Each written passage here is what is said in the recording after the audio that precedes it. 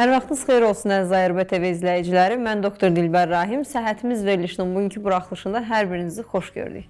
Verilişimizə Ege Hospitalı Reproduktiv Təbabət Mərkəzinin baş sponsorluğuna baxırsınız. Çayınızı, kofenizi hazır eləyin. Yaxın əyləşin ekrana. Maraqlı qonağımız və mövzumuz var bugün.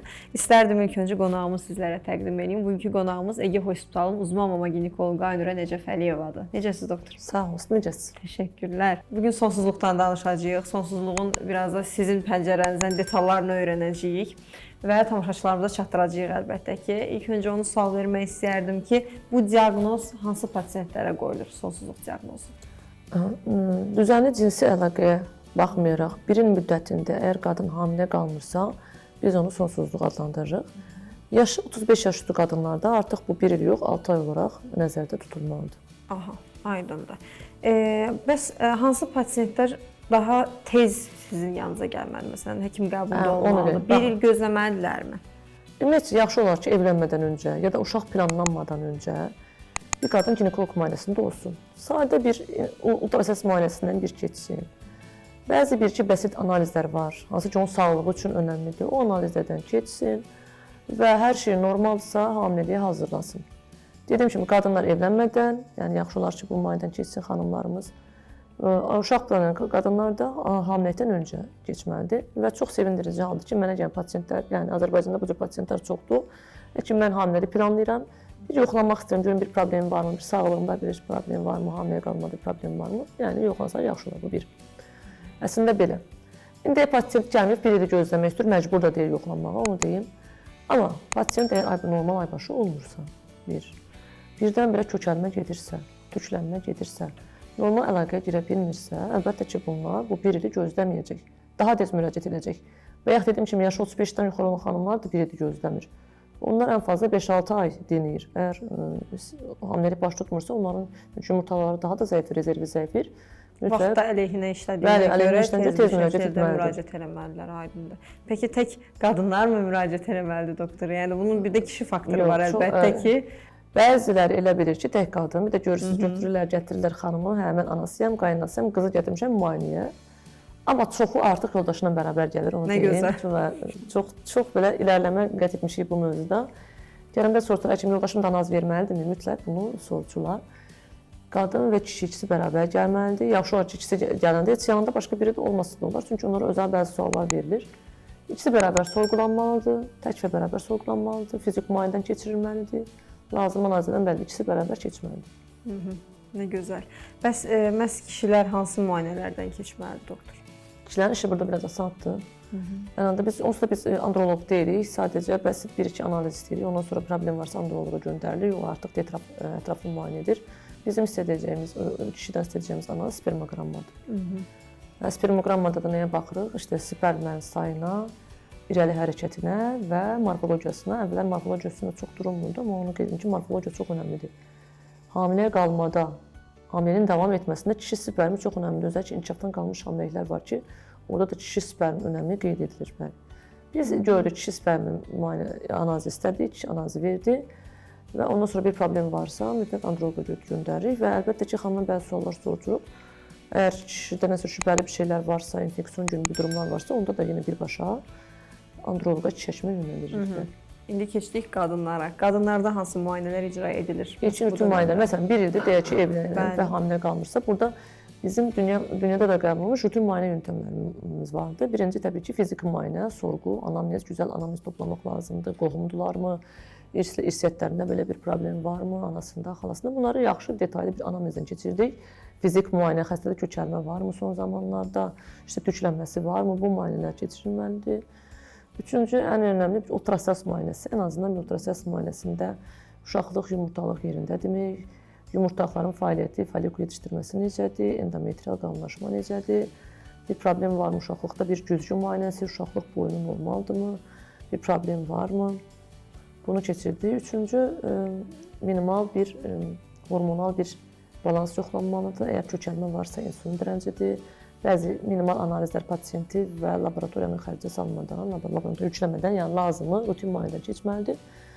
Demək, ikinci, bizə burun müayinəsi də önəmlidir. Çünki Bilirsiniz ki, hamilə qalmaq üçün hər iki boru açıq olmalıdır və ikinci boru müayinəsinə pasient keçməlidir. Demək ki, birinci əsas ultrasəs müayinəsi keçdi, folikulu gördük, bildik, folikulardan xəbər tutduq, ikinci boru açıq olmalıdır. Kim pasientdə boru bezi bağlı olarsa, hamilə qalma şansı demək ki, sıfıra bərabərdir. Əsas bu müayinədən keçdi. Belə, bu da minimal müayinələrdir, belə ağır müayinədən keçmir. Pasiyenti həm maddi, həm də mənəvi yormayacaq müayinə üsullarıdır. Aydındır, doktor. Bu müayinələrdən sonra artıq dəqiqləşdi ki, bir problem var. Məsələn, sırf qadınla əlaqədar. Bu anda stimulyasiyalardan biraz danışmaq istərdim sizdən sonra. Əgər qadında o problem varsa, məsələn, pasiyentdə polikistoz var, ya da folikul yetişmədə bir problem var, normal. Aybaşı dövründə xəstənin bir neçə dəfə biz gözləmədik, bu pasiyentin folikul yetişmir. Öncə səbəbi tapılmalı bilim araşdırmacı, bu folikul niyə yetişmir? Deyəlim, səbəbini tapdıq, səbəbə qarşı müalicə verilməlidir. Bunu da elədik, olmursa artıq folikul vəzifimiz yetişdiririk. Özəl tabletkalarla ya da iynələr vasitəsilə folikular yetişdirilir. Folikul yetişdirilmə gedir artıq. Bəli, əgər ovulyasiya özü spontan getmirsə, burada ovulyasiyonu da rahatlatmaq üçün özəl iynələrdən istifadə olunur və pasiyentə cinsi əlaqə məsləhət görür. Əlbəttə ki, folikul yetişdirəndə mütləq bilmək lazımdır ki, artıq boruları açıqdır, yoldaşın spermogramması normaldır ki, pasiyenti əlavə yükə salınmaq. Maksimum neçə ay bəs bu şəkildə davam etdirilir bu folikul yetişdirilmə məsələsi?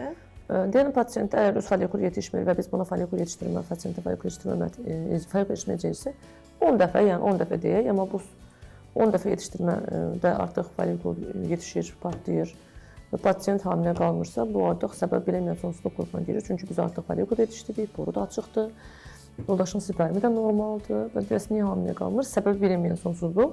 Bu da müasir tip səbəbini bilmir, yəni onun səbəbləri əlbəttə vardır ki, elə ümid edir ki, ilərləyən zamanlarda bu aşkar olunacaq. Ehtimal olmaz səbəblər nədir? Nə ola bilər ki, bu hamilə qalmır? Bu sadəcə ehtimal olmaz səbəblərdir. Bunun özəl müayinələri yoxdur, analizləri yoxdur. Biz düşünürük ki, ola bilsin o folikulun içində olan yumurta hüceyrə keyfiyyətsiz ola bilər. Bu bir. İkincisi, bilirsiniz ki, borular özəl hərəkət edir. Tamam, boru açıqdır da, onun fimbriyası var. Folikul partlayanda o boru özəl hərəkətlərlə onun belə saçaqları var, belə fimbriyaları var. O yumurtanı tutur, o tutmalıdır. Bu tutma hərəkəti ola bilər. Bəzən çanaq dibində yapışıqlıq olur. Tamam, boru açıqdır da, amma endometrioz durumunda o boru yumurtalıq axın olmadığına görə o boru yumurtalıq bəli münasibəti bozulduğuna görə o boru deyək yumurtalıq gedib yapışıb bu tərəfə, boru da burada daxilini tuta bilmir. Və hamiləlik baş tutmaya bilər. Digər səbəblər tamam sənin yoldaşın spermi gözəldir də gedib bəlkə də o yumurtanı tapıb mayalandırmaya bilər. Yumurta üzrə birisi 12 saat orada, yəni ehtimala görə folikul partiyadan sonra 12 saat içində orada gözləyə bilir, canlı qala bilir. Spermdə maksimum 36, ən maksimum 48 saata qədər canlı qala bilir. Gedib ora çatmaya da bilər. Yəni bu bəzi immunolojik faktorlar ola bilər. İmmunolojik nədir? Qadın orada döllənmə getsə belə qadının bədəni immunolojik faktorlara görə hamileliyi qəbul etməyə bilər. Yəni bu ehtimal olmaz səbəblərdir.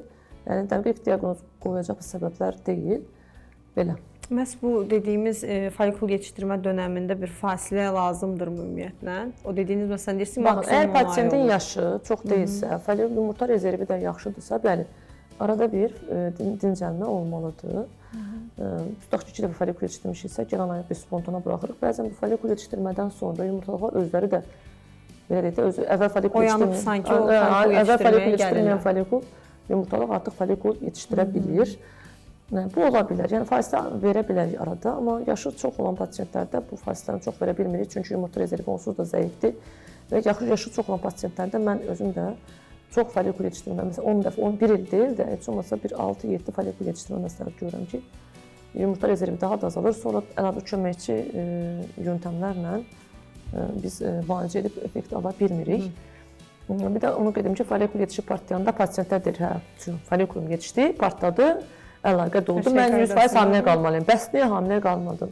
Bir folikul yetişdirib partlayanda normal insanlarda 30%-dir, yəni təzyiq verən hər şey normal olan pasiyentlərdə biz 30% hamiləlik gözləyirik. Sonsuzluq şikayəti olan pasiyentlərdə bu 20%-ə düşür, 15-20%-ə düşür. Ona görə mən pasiyentlərimə də deyirəm, bu ay sən 15-20% hamilə qalacaqsan, folikulun partladı, sarı cismində var. Ay həkim, bəs niyə 15-20%? Deyirəm, bu dünya statistikasında belədir, yəni bunu bu qədər gözləməyin. Bu niyə 10 dəfə edirik? Bu 15-20%-lər bu 10 dəfədə artıq 99%-ə qədər qalxmalı normalda, yəni normal insanlarda. Ona görə denk gəlsin deyə, yəni heç olmasa bu 10 dəfə bu dünyada qəbul olunmuş protokoldur. Artıq 10 dəfə də folikul yetişdi, partladı və biz gördük bunu. Səbəb bilinməyən sonsuzluğun aşılama və digər köməkçi bunlara artıq keçirməlidir. Çünki pasient artıq, bizə gəlir pasient 10 ildir. 10 ildir sonsuzluğum var, qadın artıq yaşı da keçib və 10 ildir müalicə alır. Folikul yetişdirir belə, yəni bir sürü müalicə alır. Hə, bəs bir də onu deyək. Bəs həkim, folikulumu yetişdirdiniz. Dərman da verdiniz, yetişmədi. İğnə də vurdunuz, yetişmədi. Partlamadı, bir neçə dəfə elədiniz, etdiniz. Üzdəki paçitoz xəstələrində bu olur. Nə etmək lazımdır? Əgər pasient bu durumda köməkçi müalicələri qəbul etmirsə, biz bütün müalicələri verdik, pasient arıqladı, hormonal balansı düzəltdi, folikulda yetişdirdik, amma bu folikul yetişmir çünki ağır paçitozda. Bu durumda bayaq dediyim o köməkçi müalicələr getməlidir pasient. Yox, ona getmirsə, burada drilling əməliyyatı deyilən əməliyyat var. Çox incə icra edilməlidir. Bunu hər tərəfdə, hər klinikada edilməməlidir. Drilling əməliyyatı çox incə, o polikistozlu pasiyentlərdə incə, yəni laparoskopi yolu incə deşiklər açılır. O yumurtalığın üzərində olan gərginlik müəyyən qədər azaldır. Ona yumurta qabığı soyma da deyirlər. El içində elə bir şey yoxdur, qabıqla soyulur. Çox incə edilməlidir. Yəni ki, heç unutmaran bir pasiyent gəlib drilling əməliyyatı olubdur.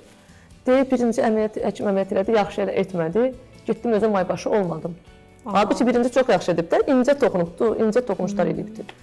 Üçüncü də qəşəng etdi ki, getdim qəşəng aybaşı oldum.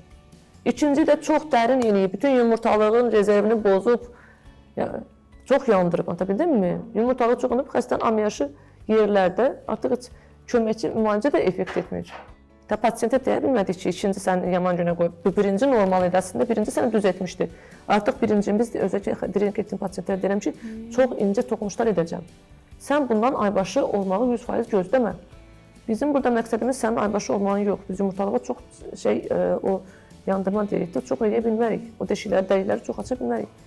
Heç olmasa folikul yetişəndə folikulun yetişsin deyə edirik. Orqan fiziologiyasını pozmağa gətirib çıxardır bir növ. O şəkildə dərin o zaten pozulubdur. Baxın, folikul partlamır, yığılır. Polikitoz nədir? İndi burada danışsaq polikitozu qutara bilmərik. Folikullar kütləvi şəkildə yetişməyə başlayır. Heç biri tam ölçüyə çatmır, heç biri də partlamır və geri də sorulmur.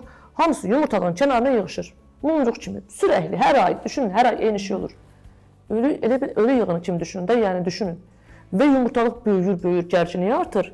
İcazə vermir ki, artıq normal bir folikul dərmanla belə yetişsin, ağır paçitozları deyiləm. Bu durumda orada o gərginliyi artırmaq üçün bir neçə yerdən dəliklər açılır ki, o heç olmasa xəstə də köməkçi vasitəni istifadə eləmir. Təbii birinci məsələ köməkçi müalicə yöntəmləridir. Artıq folikul yetişmirsə, həkim drilling edin də folikul yetişsin, buna keçməmək lazımdır. Yəni məsləhət edirik. Amma bəzi pasiyentlər də bunu məcbur eləmək olmur. Baxın, cavan da istəmir. Onlara zəif drilling, baxın, zəif drilling. O həkim drilling əməliyyatı etdi, aybaşı olmadım, pis etdi. Bu həkim etdi, aybaşı oldum, yox. İnanın o biri yaxşı edibdi, yəni. Yumurtalığınızı yazığı gəlib. Adi bir kist əməliyyatında belə, yəni çalışırıq ora kotel deyildi, belə epikalkulasiya toxunmasın, yəni orada bir şey olmasın, yəni o kisti belə mexaniki yolla götürək ki, sonra dikişdə qoymayaq ki, o yumurtanın rezervinə zərər gəlməsin. Bunu da kim bilir? Bunu da ginekoloq, özəlliklə yumurtalıqla uğraşan, yumurta hüceyrə ilə uğraşan, sonsuzluqla uğraşan, amiyajın yumurtalıq o dəyərlərinə baxan, yəni bunu o ginekoloqlar biliyorsunuz. Cərrahlara gedib kist eləyəndə cərrah deyirsən, kistan görür, heç soymaq bırax o tərəfə, götürüb pazvarı kəsir. İnanın bu Türkiyədə də belə idi. Yəni professorla bərabər əməliyyata girdik. Onun təbii öz sayəsində əməliyyatı vardı. İşte ümumi cərrahiyyə əməliyyatı, mənim də ginekoloji əməliyatım vardı. Gördüm kist aynı, həm gəlin bunu fazla rezeksiya eləyək götürək. Ay doktor dedim, nə rezeksiya? İndi bunu mən çox incə soyuram, deyir, bu qədər də incə, deyirəm, bəli, bu qədər də incə, bu yumurtalığa bir toxumasına da zərər gəlməsin, bəli. Ehtiyatlı olmaq lazım, bəli, özəlliklə gənc xanımlarda, yumurtalıq kista sənədlərində, nə bilim, başqa bir əməliyyatlarda yumurtalığa çox ehtiyatlı yanaşmaq lazımdır ki, rezervi bozulmasın. Aydın doktor, təşəkkür edirəm sizə. Sağ olun, çox sağ olun. Məsləhətlərinizi son bir toparlayıb almaq istərdim məhz bu barədə. Bütün ailələrə xoşbəxtlik arzulayıram. Uşaq istəyən, sonsuzluq şikayəti olan ailələrə tezliklə sağlam uşaq dünyaya gəlməsini inşallah arzu edirəm. Çox dərd etməsinlər, həmin uşaq olmur. Düzgün yol seçsinlər, düzgün müayinə, müalicə. İnşallah onların da uşağı olur. Və düzgün həkim seçimi ilə bu şəkildə biraz təvəccühdən uzaq olsa da bəli, düzgün bir bizim bugünkü qonağımız Ege Hospitalın uzman mama ginekoloqu Aynur Nəcəfəliyevaya təkrar ona təşəkkürü bildiririk. Ümid edirəm gələn verilişlərdə burada sizi görə bilərik. İnşallah. Doktorumuz. Bir verilişin daha sonuna gəldik əziz tamaşaçılar. Verilişə həm ARB TV ekranlarından baxa bilərsiniz, eyni zamanda da sosial media hesabları izləyə və belə deyək, oradan baxa bilərsiniz verilişə. Şərhlər bölməsindən öz suallarınızı ünvanlayın ki, biz də burada uzman doktorlarımızla birgə, ixtisaslı həkimlərimizlə birgə o suallara cavab tapa bilək. Səhhətimiz gələcəyin təminatıdır. Gəlin gələcəyimizi birgə qoruyaq. Gələn görüşlərə dək.